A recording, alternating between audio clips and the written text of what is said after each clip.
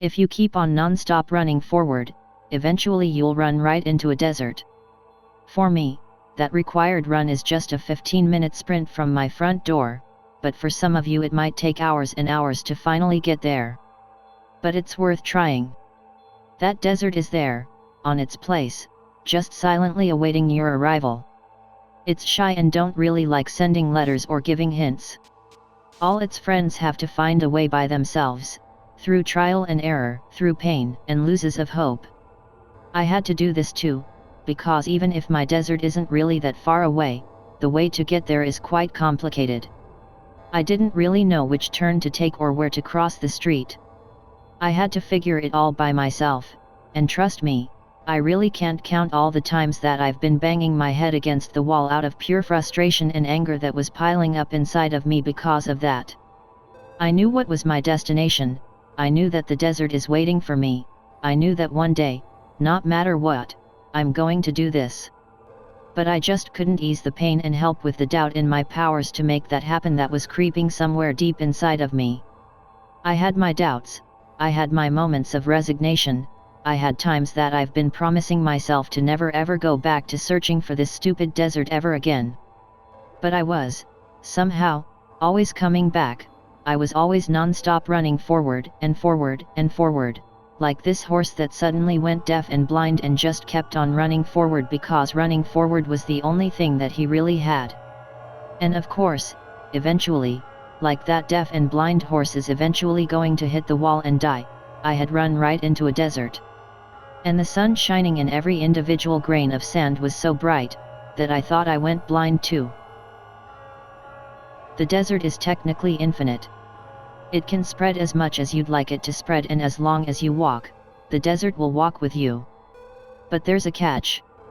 If you're going to the desert, you can't bring anything with you. Just your clothes to make you warm at night, and nothing more.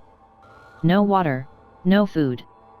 You can of course exit at any time, go to your home, fulfill all your needs and get back. But you always start right at begging, right at the first edge, where the sand is still mixed in with the tiny gravel, reminding you of the dirt that awaits on the other side. Once you exit, your progress in walking to its second edge is instantly erased. Because there is a second edge, just no one can live long enough without water and food to get there. And I know this right now, with the full realization of all the consequences that it brings with itself. But the younger version of myself didn't. Oh, he really didn't. One day, I was walking through the desert with hope of somehow making it to the second edge. I knew that it was impossible, but, still, I thought that I could at least try.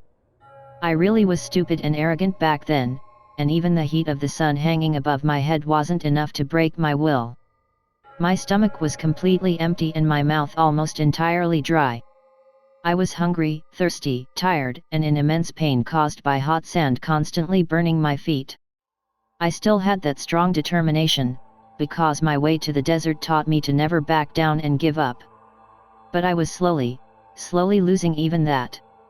My motivation was just melting inside of me, like a cube of ice exposed to the shining noon sun. And as the last glimmers of hope were abandoning my tortured mind, I saw something in the distance. A wall made out of wood, that stood up from the background like it was placed inside of a transparent void. A building, that was something that I've never seen before in the desert.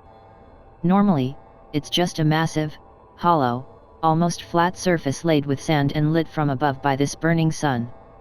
But there they were, two wooden booths standing in front of me, resisting the hot rays of the sun and casting a big, square shadow over land near them.